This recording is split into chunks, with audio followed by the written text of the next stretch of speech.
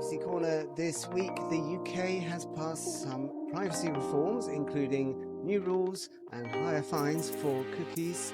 Norway is cracking down on non-consensual tracking, and a Finnish pharmacy received a $1.26 million fine for illegally sharing data with Google and Facebook. So first up, my own country, the UK, the Data Use and Access Bill, or Act as it is now, has been given royal assent by King Charles, and among many, many other things, it reforms the country's long-standing rules on cookies. Now, there's a lot of stuff in this law, but I'm focusing on cookies aspect for the Privacy Corner this week.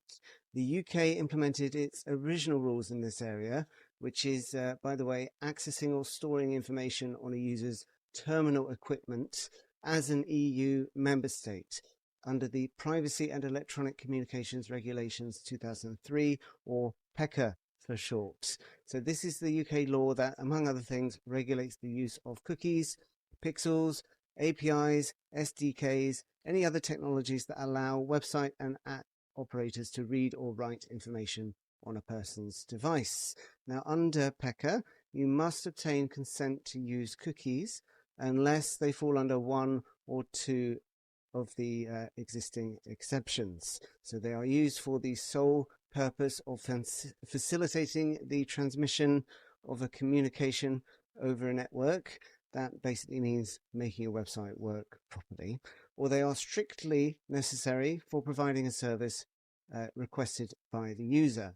Now, those are the so-called classic exemptions, or that's what I'm calling them, classic exceptions to PECR, and the DUAA adds 3 new exceptions. Essentially, these relate to certain types of analytics cookies, performance cookies, and also emergency services activities. So if you meet certain conditions, you will no longer need consent to use cookies and similar technologies for the following purposes: to make improvements to your website or service by collecting statistical information about how it's used, to adapt or enhance how your website appears or functions, for example, on different displays or using so-called responsive design, or to ascertain a person's location if they have requested emergency assistance. Now, for exception 1, this does, I think, allow some sort of analytics cookies without consent. And you can share information with a service provider, but the service provider may not use the information to make for any purpose other than making improvements to your website or service. So a strict contract would be required in that case. You can only rely on that exception and the exception about adapting your website to different displays and so on, exceptions 1 or 2. If you provide clear and comprehensive information about your purposes to the user, you give them a simple and free way to object or opt out, and the user has not objected or opted out. Exception 3, emergency services, will likely only be used by or on behalf of emergency services. It is quite broadly worded, but I don't see how that would be useful for non-emergency situations. You basically still need consent for marketing and those sorts of activities. Anything not covered by these exceptions, you need opt-in consent as usual. For other activities within the exceptions, you can move to an opt-out model, but there's no exception for marketing, so you'll still need consent to share data with social media platforms, for example, for most purposes, or track users for advertising purposes. Maximum fines are also going up. So historically, the maximum fine under PECR has been £500,000. So that's about $573,000. And this fine ceiling is rising to align with the UK GDPR, which the maximum fines, as we all know, are, well, in the UK, £17.5 million, so about $20 million or euros, or about 4%, or up to 4% of worldwide annual turnover.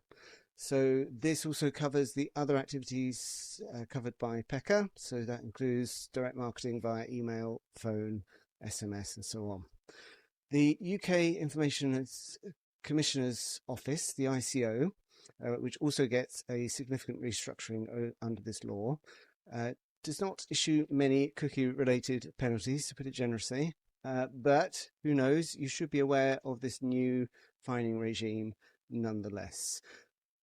Next up, we are moving to the beautiful country of Norway, whose DPA has taken action against 6 websites, including by issuing a fine on a public service for children for illegally sharing personal data via tracking pixels. So the DPA found that none of the websites they audited had obtained consent for pixels, and therefore they had no legal basis for sharing the information. One of the websites, which used pixels to share data about vulnerable children, allegedly, received a fine of 250,000 Norwegian kroner, which amounts to about $24,500, while the other 5 got a reprimand. The websites made some quite common mistakes that you see a lot with tracking and pixels, telling people they were anonymous when they weren't, making sensitive data available was particularly important in these cases. The DPA came down particularly hard on children's data, and they had dark patterns nudging people into consenting and so on. The DPA said that this was primarily an awareness-raising activity, but they could be treated much more seriously in future, similar violations. They gave some quite helpful tips. These are translated from Norwegian automatically. So, number 1, map your tracking tools, identify all the tracking pixels, cookies, etc. Pay attention to any tools that might pass on data to be used for other purposes down the line. Consider who your users are. So if your website's aimed at children or vulnerable people or people in a difficult economic situation, that might influence how you use or whether you use cookies and pixels and so on. Be very careful with children's data. The DPA basically says if your service is aimed at children, don't use tracking pixels at all. That's not the official kind of law, but that's their recommendation. Next, get valid consent. Don't nudge people. Don't use dark patterns to try to get people to consent. Provide clear information about your purposes, both in some sort of cookie banner before requesting consent and continuously in a privacy notice, and take responsibility. Using tracking tools always imposes some responsibility on the person deploying them, not just the company receiving the data, the Meta, the Pixel, the Google, and so on. Good chance here to plug Privado AI, who sponsor these videos. They provide digital tracking governance solutions that can help with implementing all those recommendations from the Norwegian DPA, also relevant to the previous story. And the next one, a Finnish pharmacy has been fined 1.1 million euros over its use of tracking cookies and pixels. So this came about after the Finnish DPA received a complaint from a doctoral researcher who was studying network traffic from health-related websites at the University of Turku. And this research revealed wider problems across the Finnish pharmaceutical sector. So this investigation spanned about 4 years of the pharmacy's activities, and the DPA found that the pharmacy had shared information about people's specific medicines, their purchase intentions, and their actual purposes with Google, Meta, and others. The pharmacy claimed to have masked or anonymized data after purchase, but the problem is they were still tracking activity before people had made a purchase. So browsing the website, adding things to cart, and so on. And this revealed the name of specific medicines, doses, strengths, and so on before the user had actually made a purchase. Google and Meta could use the information they received, IP addresses and so on, to identify individual users, particularly if they were logged into those services. But even if they weren't, the DPA found. And there were also allegations that the pharmacy violated the data minimization and data protection by default rules by sending more data than necessary to a performance monitoring vendor called New Relic. So it's not using the tool, it's not using these pixels per se, it's about how you use them, getting consent, taking proper steps to minimize the privacy impact on users. So that's all from me for this week. Thanks as always to Privado AI for their support, and I will see you next time.